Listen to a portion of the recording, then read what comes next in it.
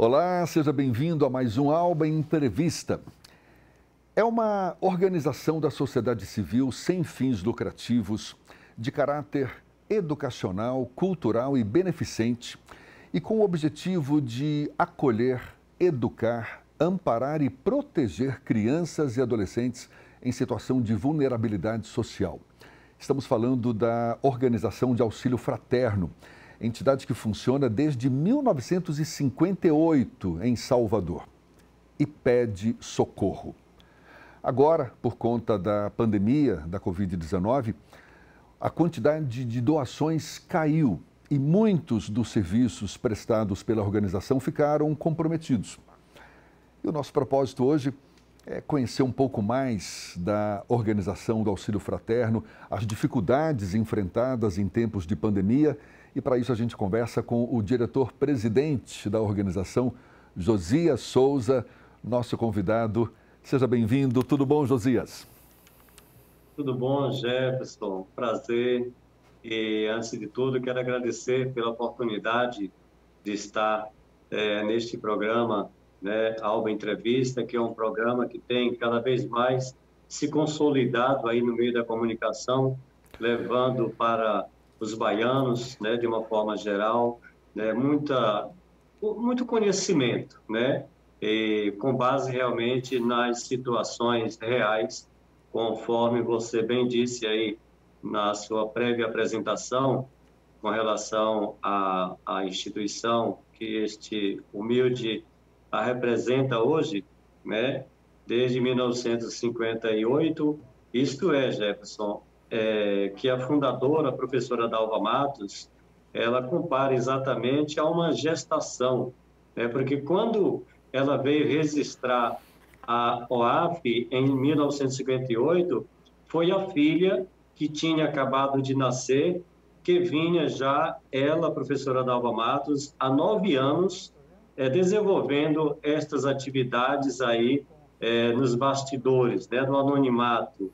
Então, ela diz que, comparando mesmo uma mulher para um parto normal, ela fica durante 9 meses com a criança, depois ela tem e resista. Então, 58 mais 9. Mas 63 anos, né, de instituição de existência, levando realmente aí acolhimento, levando cuidado, levando educação, a saúde, moradia, né, proporcionando a todos os seus assistidos, a todos os seus acolhidos, um verdadeiro lar, né, para aqueles e para aquelas que tiveram, né, seus direitos violados, e a gente busca com muito carinho, com muito zelo, com muita responsabilidade, tá, exercer este papel de pai e de mãe enquanto entidade, né, que atua aí na vida destas pessoas que tiveram seus direitos violados, Jefferson. A Organização de Auxílio Fraterno certamente é digna de aplausos, tem uma história brilhante ao longo desses anos todos aqui em Salvador. E fico aqui imaginando, deve ter já enfrentado N dificuldades ao longo dessa existência toda, mas agora em particular, Josias, com a pandemia da Covid, acredito seja uma situação de fato atípica e que nos afeta a todos. No caso da Organização do Auxílio Fraterno, qual é a situação atual, a maior dificuldade enfrentada, hoje que a gente já tem aí mais de um ano de pandemia da Covid? Isso. Então, Jefferson, a maior dificuldade hoje, né, da nossa instituição, ela é a dificuldade, sobretudo financeira, Jefferson. Né, nós temos, graças a Deus, né, eu devo dizer, inclusive, em forma de agradecimento aos soteropolitanos e aos baianos, que estes são muito solidários, né? Mas claro que realmente a pandemia que trouxe, né, por sua natureza, a questão do recolhimento, né, isto causou para nós, entidade, instituição, que não podemos parar de trabalhar. As instituições é um trabalho que não pode parar e nós não podemos desenvolvê-lo também na forma home office, né? A gente tem que ser presencial, estar, porque nós estamos na vida das pessoas que a gente acolhe. Quais são as fontes de renda? Pessoas... Quais são as fontes de renda que a organização tem hoje?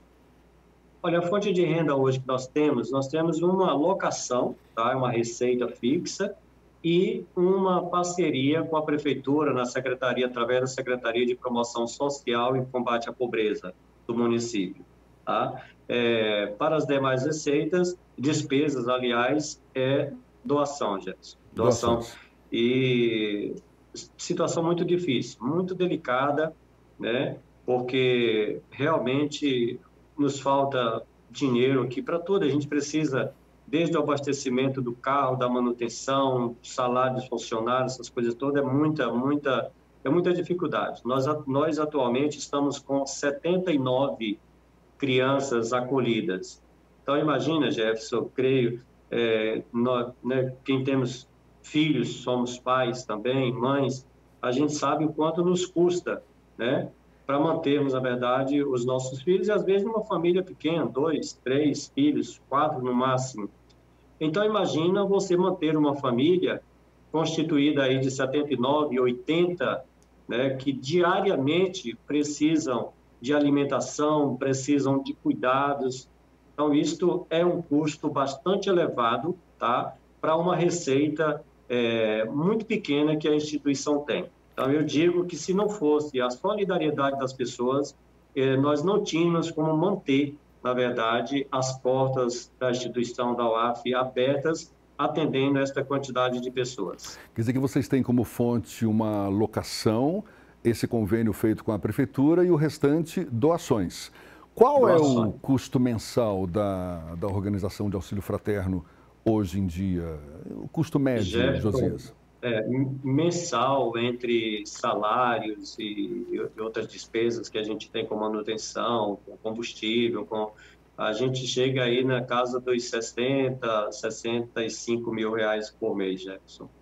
Como é que as pessoas podem ajudar a minimizar esses efeitos hoje enfrentados? Nós temos apelado muito, né, através das redes sociais, que hoje tem se tornado cada vez mais, né, um meio de comunicação muito presente na vida de todos nós, né, por conta do que nos impõe a esta pandemia, este momento tão difícil que passamos.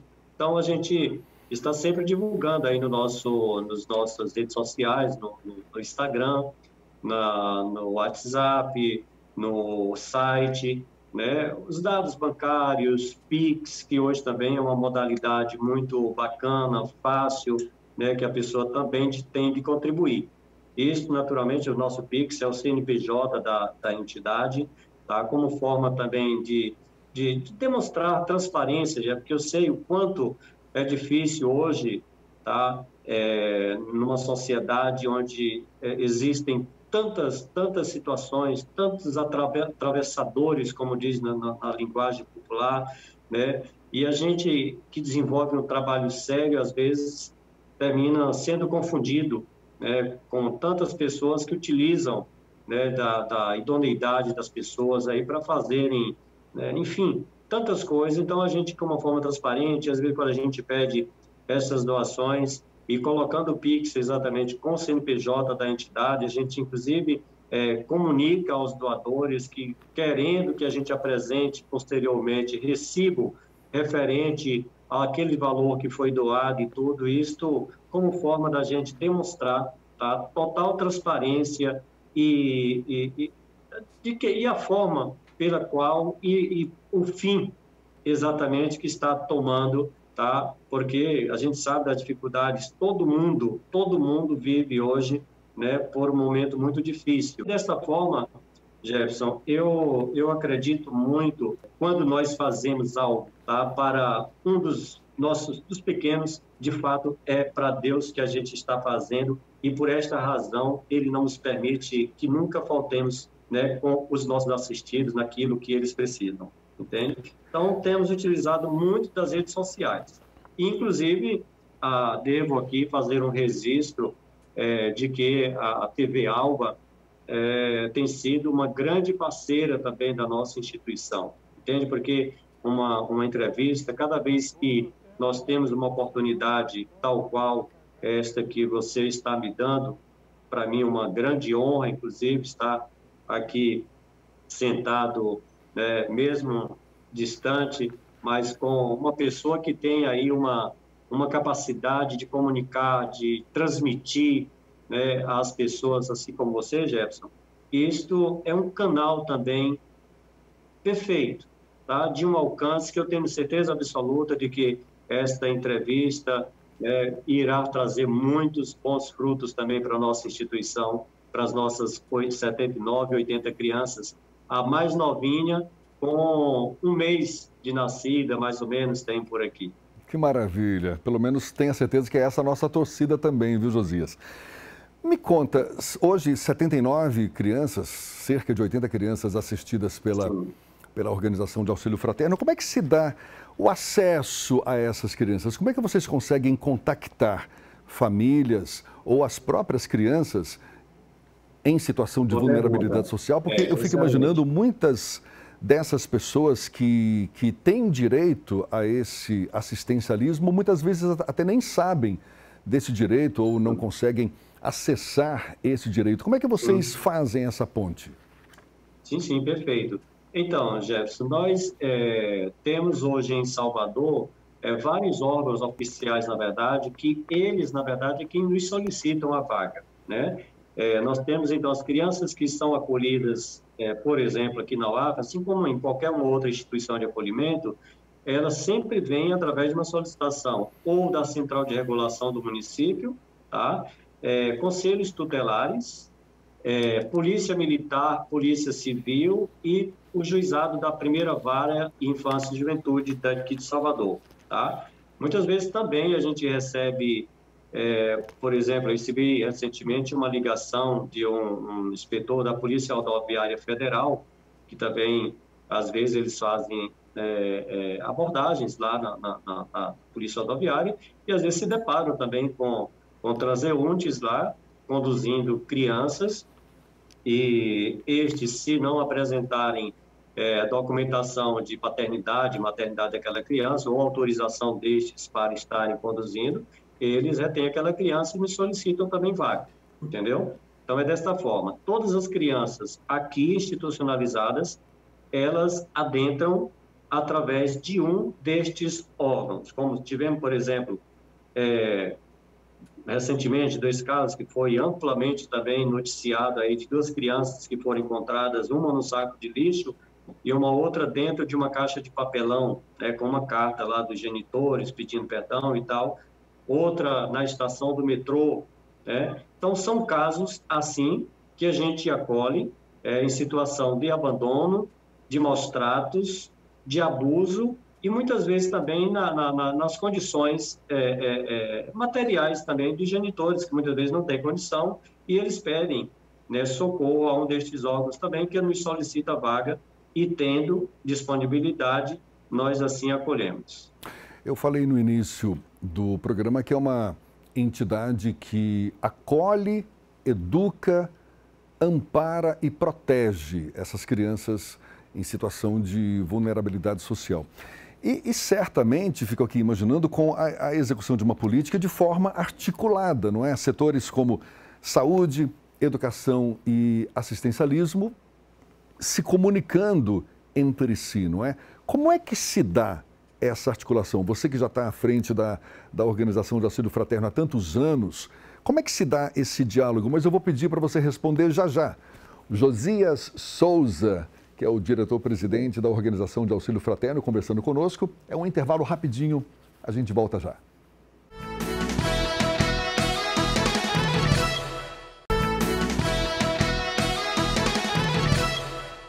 Já estamos de volta.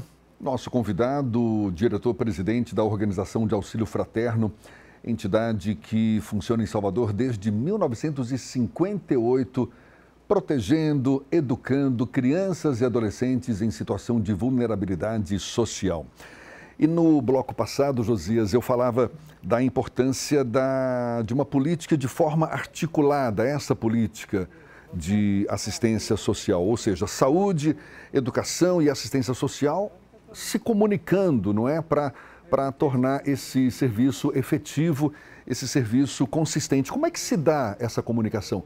Hoje são quantos profissionais que atuam nessas áreas aí na OAF? Olha, a própria instituição, ela tem equipe técnica, né?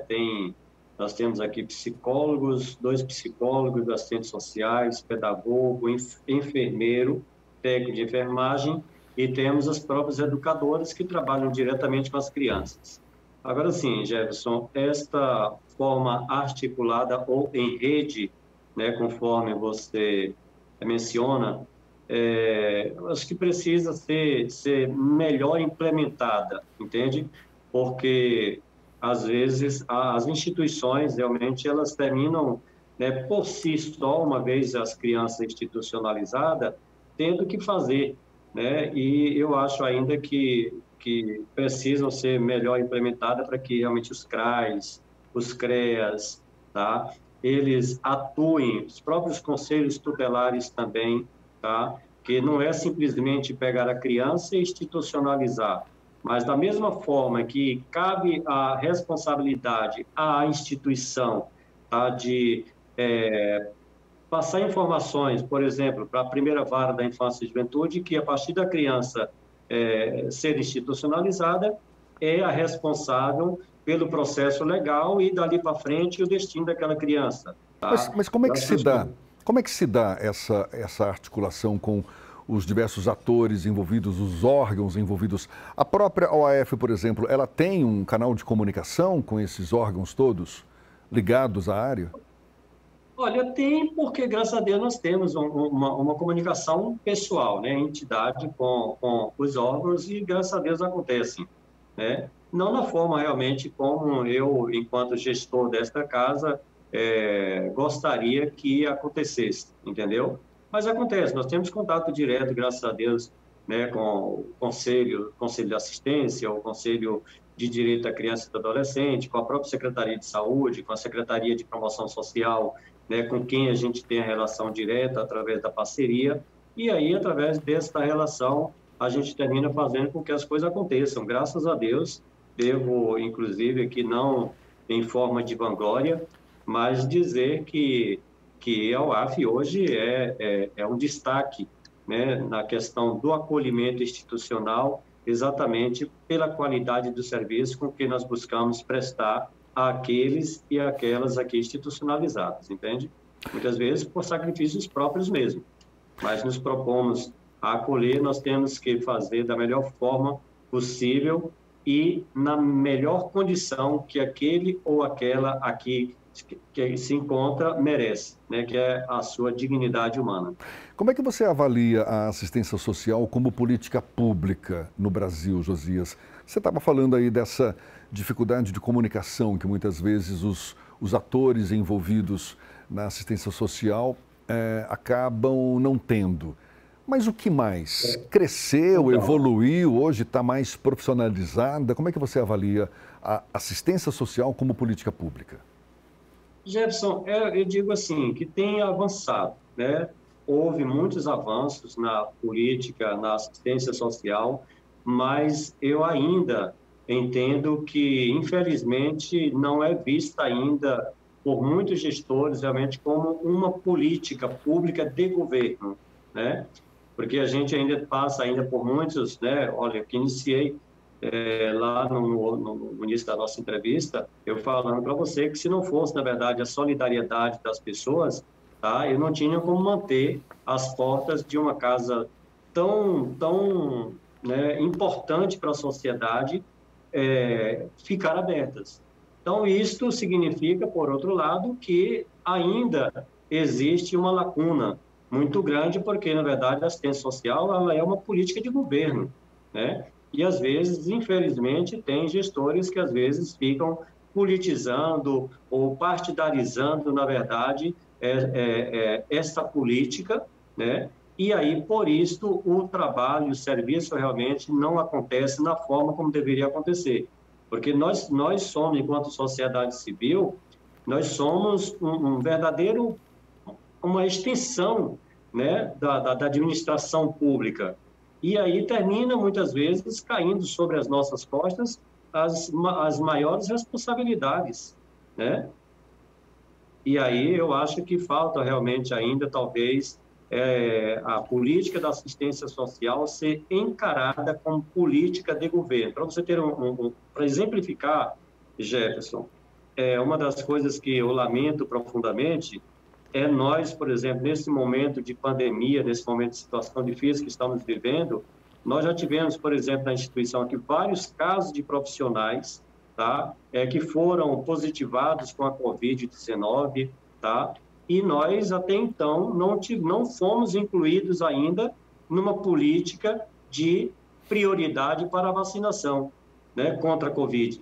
E os nossos profissionais aqui praticamente não, temos profissionais que trabalham 24 horas, porque trabalham em regime de plantão e precisam sair para casa porque precisam ir e voltar para suas famílias e tal. E isto para mim, eu vejo como como é que eu posso dizer, um olhar não tão, na forma como deveria ter para conosco, né? Do ponto de vista de quem pratica o assistencialismo, Josias, quais as habilidades, competências que são imprescindíveis, ou seja, bem-vindas, não é, para efetivar de uma forma mais eficaz esse serviço? Então, Jefferson, aí eu diria que é exatamente você desenvolver o trabalho na forma de fazer com que tanto o que seja assistido quanto aqueles autores que estão, né, nos ajudando nesse processo da política da assistência social a vejam e a desenvolvam, na verdade, não como assistencialismo, tá? Mas como uma política realmente de assistência, né? Porque, assim, nós, enquanto instituição, já nos determina, já nos é denominado legalmente que nós somos, a nossa atividade é uma atividade excepcional, né?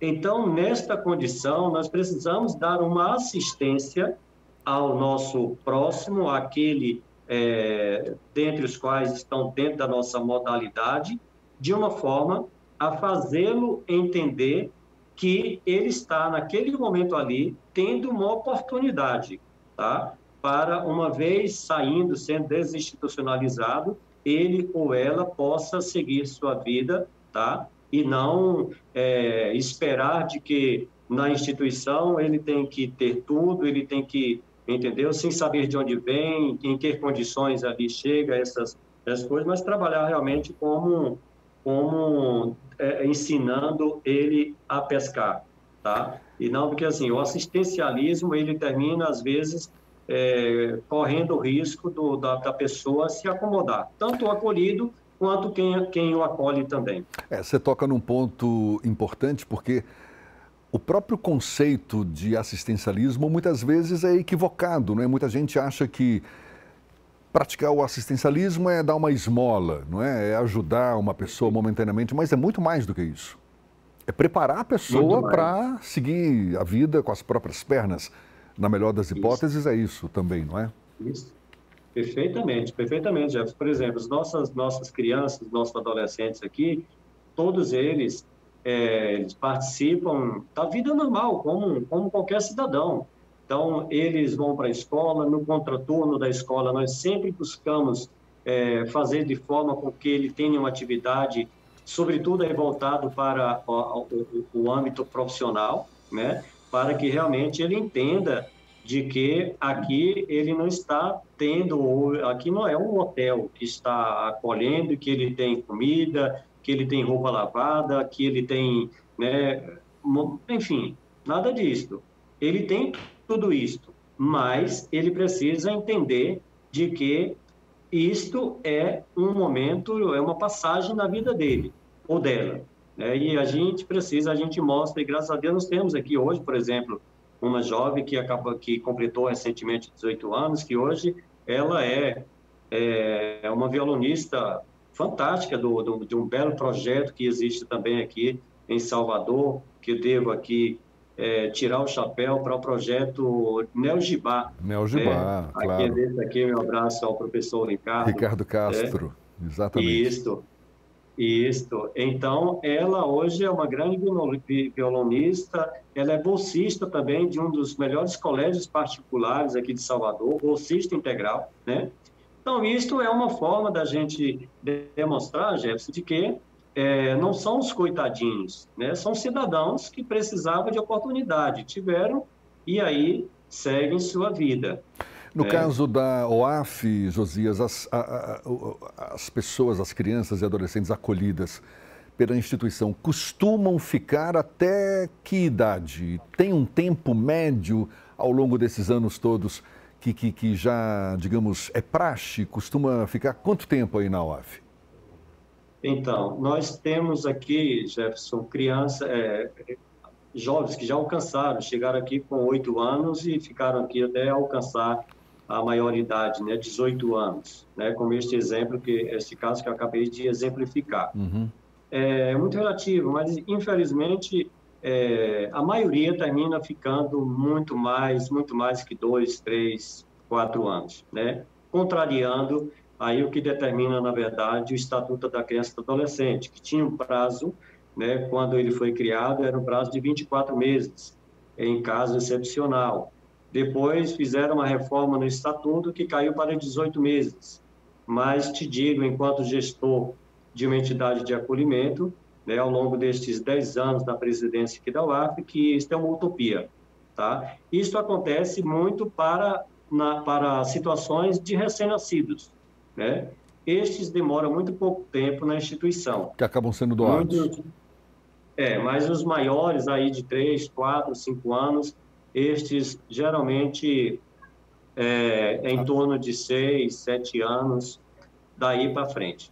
Mas entendeu? grande parte deles porque acabam sendo adotados, não é isso? Acabam saindo mais cedo. Os recém-nascidos, sim, na maioria são adotados, que isso é um dado estatístico, né, que são os preferenciais, né, são os preferidos. Uma criança até 2 anos, já a partir de 2, 3 anos, já fica mais difícil aquela criança ser adotada, infelizmente. Hoje a OAF abriga 79 crianças. Qual é a capacidade dela? A capacidade da UAF é de 120 crianças, né? Quando eu assumi a presidência da UAF, nós tínhamos aqui apenas um apartamento com 10 internos, né? E com muita humildade, nós fomos a cada ano avançando. Eu completarei este ano, 10 anos de gestão. Estamos hoje com 7 apartamentos funcionando. São 3 berçários com crianças de 0 a 6 anos de idade e 4 apartamentos aí com crianças de 7 a 18 anos incompleto. E temos ainda 7 apartamentos que comportam mais em torno de 60, 70 crianças. Quais são os canais de comunicação com a OAF? Quais os meios aí que as pessoas têm para ajudar essa organização a continuar com esse serviço tão bonito que vocês fazem? Obrigado, Jefferson, pela oportunidade. Então, as pessoas podem telefonar, né? O 71-3242-3699. Temos também o nosso site, que é www.oaf.org.br. O Instagram, @OAFSalvador. Temos também o Facebook, Organização de Auxílio Fraterno. Tá? E aí você vai encontrar lá todos os dados da instituição, como ajudar, como contribuir. Você vai conhecer melhor também. Lá tem o histórico, tem a missão, enfim. Josias Souza, diretor-presidente da Organização de Auxílio Fraterno, muito obrigado, parabéns por esse trabalho maravilhoso, magnífico que vocês fazem e sucesso. Fico aqui na torcida mesmo, tenha certeza e pode contar sempre com a gente. A TV Alba certamente abraça essa causa. Conte conosco. Um prazer conversar com você e muito obrigado. Até uma próxima. Eu que agradeço, Jefferson. Muito obrigado a você, sucesso para você. Que Deus continue te abençoando e tornando cada vez mais este homem aí que leva com sensibilidade e sensibiliza as pessoas sempre com a sua excelente forma de conduzir as entrevistas. Muito obrigado. Muito obrigado mais uma vez e a você também, claro, que acompanhou esse nosso bate-papo. Até uma próxima. Tchau, tchau.